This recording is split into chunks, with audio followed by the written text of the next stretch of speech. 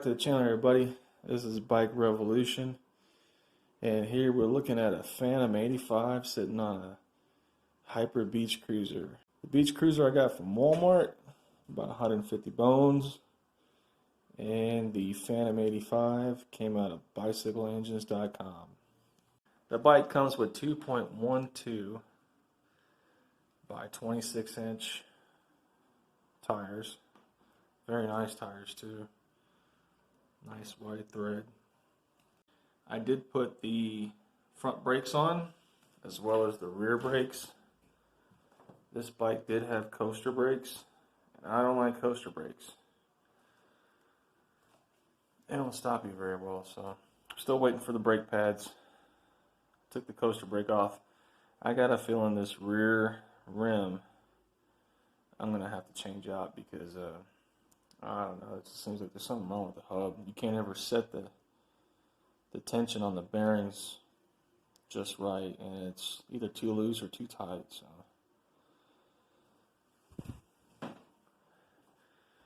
handlebars I pulled off a Diamondback mountain bike, and I'm going for that mad dog look. You know every dog, whenever it's got his ears down, it's mad, right? So that's why I'm calling this build Mad Dog.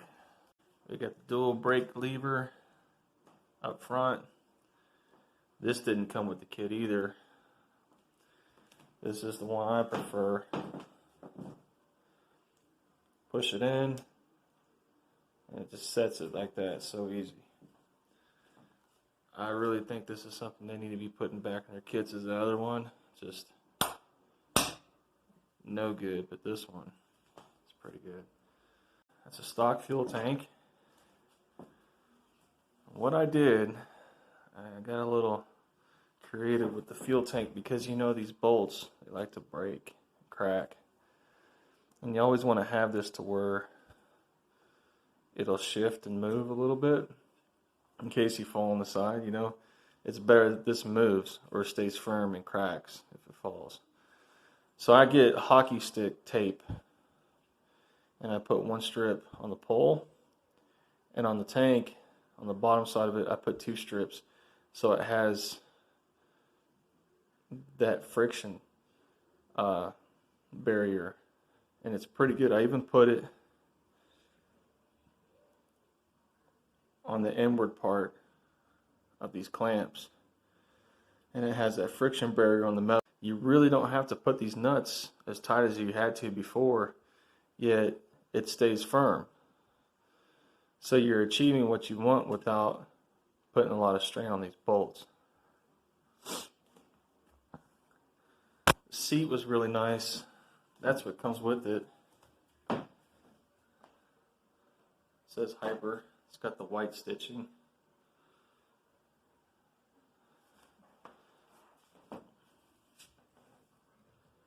It's a nice firm pad. The Phantom 85 was really impressive. They had that issue with the bushing, but they're getting that stuff worked out. Everyone has recalls every now and then. So nice fat pipe on there. I did polish the exhaust port. I'm thinking about maybe trimming off that tail. It doesn't really sit lower than the sprocket. The pedals, they came from Amazon. They're really nice. You really don't want pedals that spin a whole lot, because if your foot comes off and you want to come back on, you're hoping that it's here and not still spinning.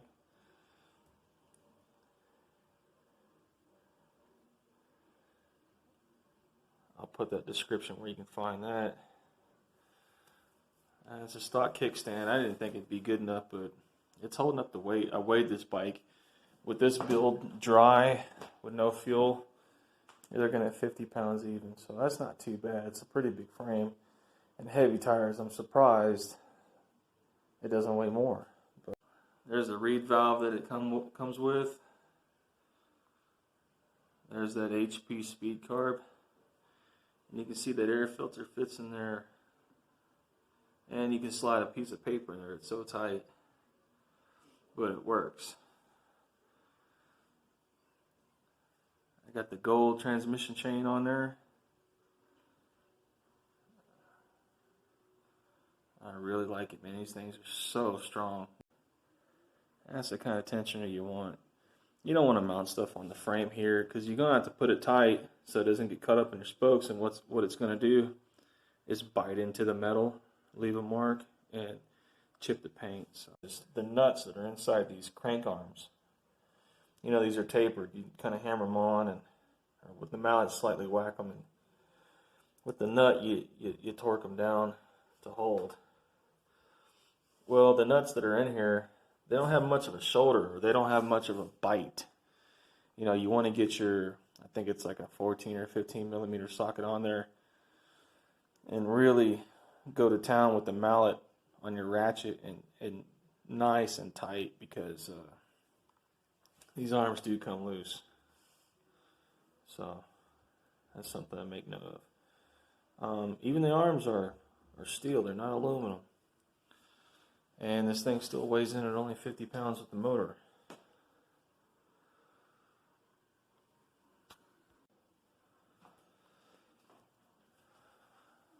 I did keep the chain guard. It came with the bike. I like the cursive writing that they put on there. And this blocky writing down here, it kind of, it pops. It looks real good. I usually take off all the lettering. But I like it. It's pretty cool.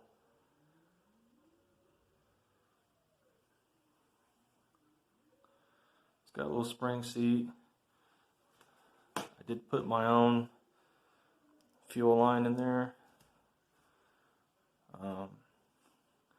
I use the Pepcock filter. Man, that little screen there is good enough. I don't know why they waste money in giving you that big, funky looking plastic one. And it's just more clamps you gotta use.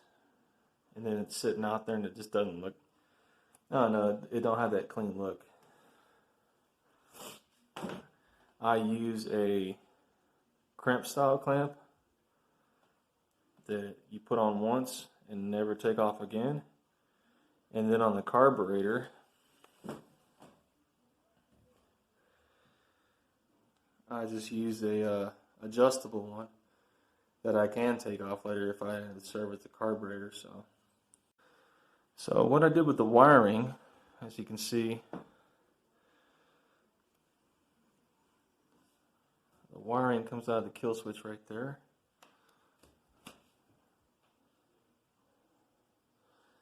And I got the hockey stick grip tape, which is really good. It just gives you that flat black look, a nice, decent finish versus electrical tape. Electrical tape is just, I hate it. I can't stand it. This stuff can get dirty, it can get wet. It never peels. So I have the wiring from the kill switch tied in, and it's going in through here. I try to hide all the wires on this the best I could. It's coming out here, and it comes down right here. And then the wiring from the CDI comes out right here to over here. And then the wiring from the magnetos down in there. And I kind of wove it down there where I have the engine mount.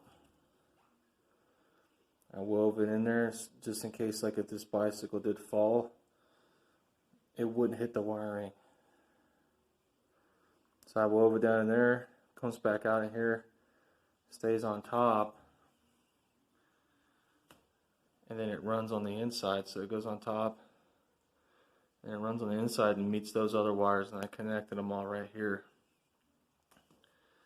I basically just put the wires, I braided them together, and I got some shrink hose. You hit it with a lighter, and that's how I do my wiring. You do it once and you'll never have to do it again.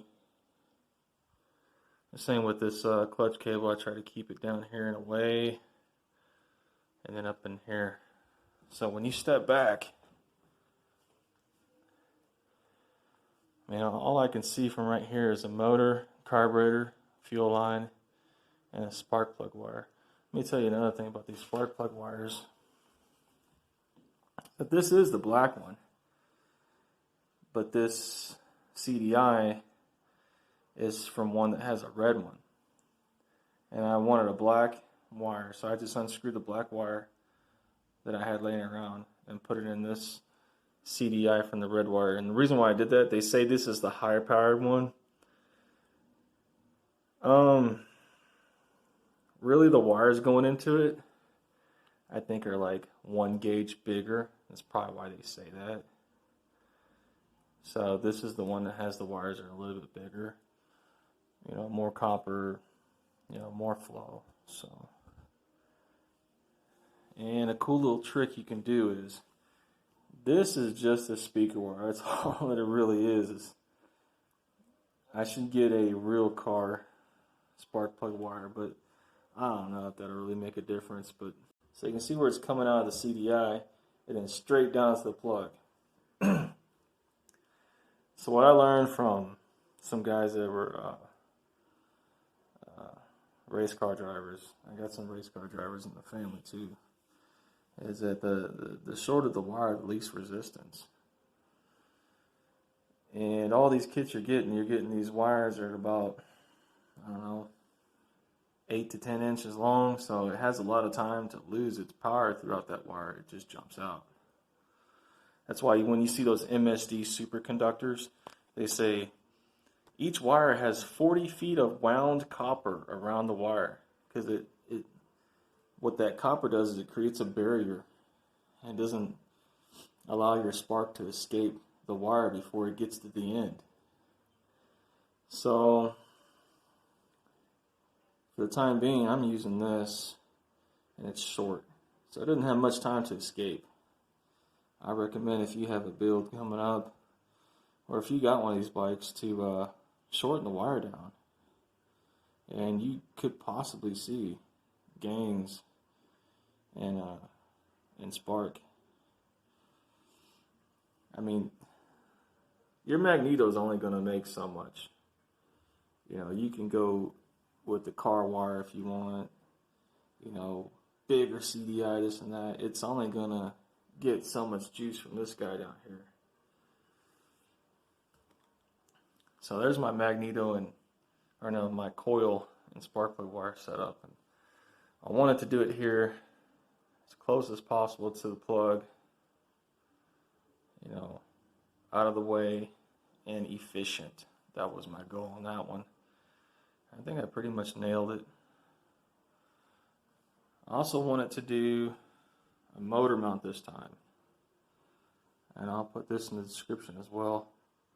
And you can see with the clearance, I mean, it's barely touching the pipe. So I could have adjusted this, you know, somewhere else different, but my main goal in positioning this motor was to be able to use this filter. So I had the carburetor and filter on there when I was positioning this thing loose, and that's where I put it. Now I won't always use this filter because I do have a screen in there, but during braking, I think it's really important. You want to keep it really clean and let it do its job of braking in. If you're throwing dust in there during braking, that may interfere with the goal you're trying to reach. So there'll be other times where I'll take the filter off and see if it runs better. It might gain, I don't know, what, 0.3, 0.4 horsepower or something like that, you know. But for now, it'll stay on there. So I really dig it, man. And to sit on it is really neat too. You have that feel like you're on a bobber. I did have to put in a couple more washes in there. For some reason, it didn't seem like, it seemed like these acorn nuts were going to bottom out. And I think that's maybe because the studs were not screwed in all the way. Either way, I just did that just to make sure. I did remove one of the head gaskets. So I only got one gasket on there. Each gasket is like 0.9 millimeters. So that will increase my squish. So we'll be able to review that and see what that does. In the future, for certain, I'm going to have to do something with this back wheel. It rolls, but the bearing setup on this bike, I don't know if it's on this every one of these bikes or I just got a jacked up bearing set up in the back. But next week I'm going to put the pads on, put the NGK spark plug, and a tire liner in the front. Thorn protection tire liner in the front. And I'm going to drop some fuel in there and give y'all a first startup, initial thoughts, and review of the bike. So if y'all like this channel, I'm trying to put new content out here every weekend. Give me a thumbs up, give me a like. If you like these videos, if you like the way I describe things for y'all, or if I answer any questions for y'all, let me know. If you don't like something, let me know. I'm going to try to keep doing these reviews and try to get more subscribers. So in the future, I can do more reviews. Because the more subscribers I get, the more reviews I can do for y'all, basically. Let's put it that way. Put a lot of effort into this one. I really like the way it looks. It's all black and it's got the 85cc on there. So let's hope it'll boogie down the road. That's what I'm hoping for.